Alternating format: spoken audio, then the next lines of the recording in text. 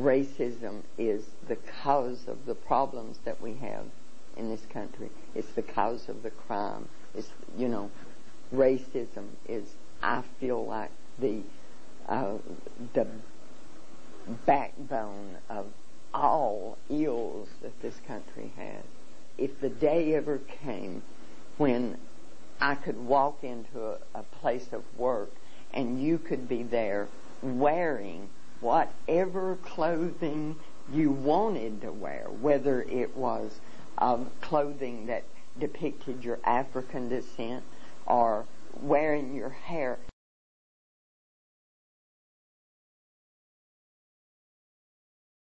White people tend to say, well, that's another question, I guess. We would gain knowing you. See, because we don't know you. And that robs us of a great blessing. We think we are entire and complete and that we don't need to know you or anyone of color.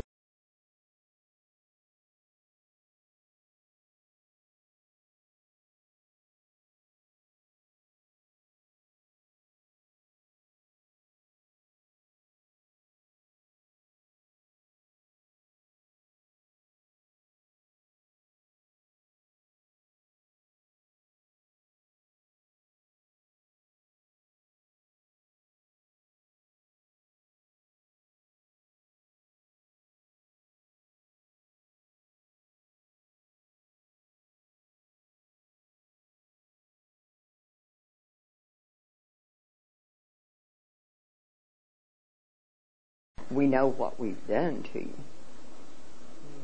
And we know what over 500 years we've put in your heads. And we know how to utilize that. And we know how to take advantage of that. We know what we've done to you. And we know what over 500 years we've put in your heads. And we know how to utilize that. And we know how to take advantage of that. We know what we've done to you. And we know what over 500 years we've put in your heads.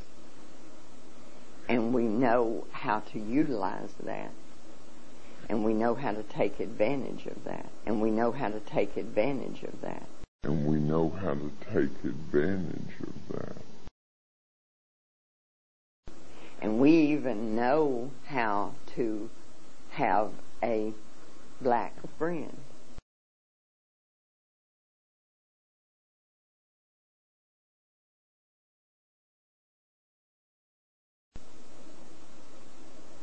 We know the dynamics of who is in control. And I don't care how much the system has changed to the point to where what is politically correct at this point might be different from what was politically correct in the 50s. We still know where your place is. We know where our place is. And to me, the greatest deception that we've caused is that your people believe us when we say, this is my place and that is your place.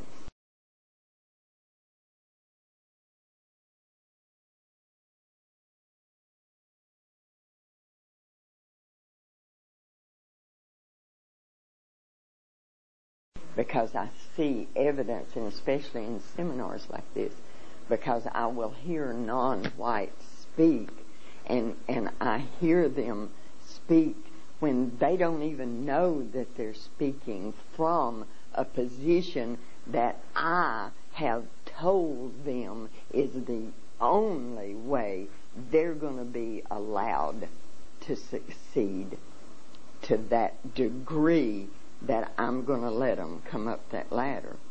Of course, I'm just going to let them come up so far. But the greatest sadness for me is that they don't even know. See, I have done such a good job that they don't even know that I've done this to them.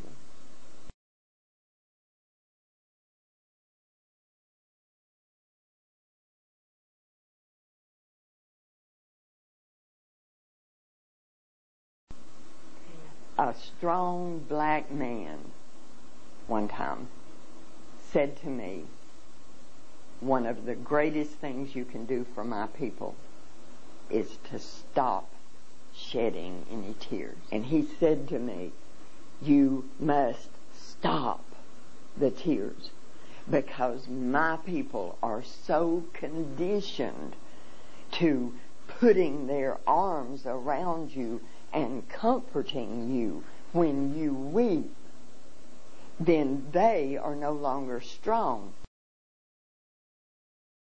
Their strength that is coming from standing up and saying, no, you're not going to treat me like that.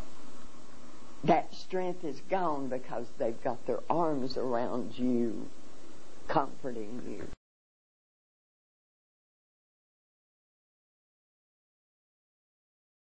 When I sat in that room the other night, when the author of Without Sanctuary, when he was speaking and those pictures were there of the lynchings, the methods that we have used to keep control, I wept.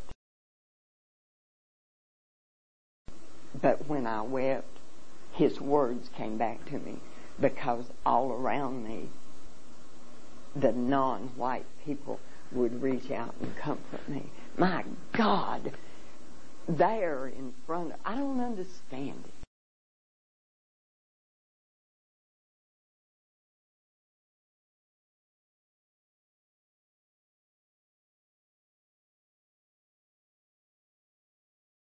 Another very wise black man said to me, don't ever ask my people for forgiveness, because the word forgiveness means the eradication of a debt. If someone owes you money and you forgive that debt, then they don't owe you anymore. And I don't want to ever be a part of, for even a moment between just the two of us, eradicating any part of the debt that I owe you, because it's a just debt. And it's a debt that needs to be repaid to the fullness.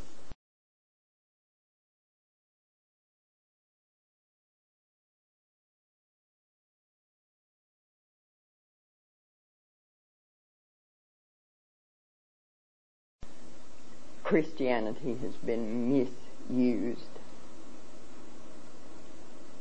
for hundreds of years to keep your people in subjugation. And I'm speaking now a reality that the history books do not record, but history does. Christianity was used because if I said, okay, you don't believe the way I believe, and Christianity is the best way to believe, so I'm going to take you, and it's going to be for your own good, honey. It's going to be for your own good. I'm going to take you, and I'm going to tear away everything about you, and just keep your hands and your feet, because they can help me. But I'm going to do this for your own good, because I'm going to give you a God.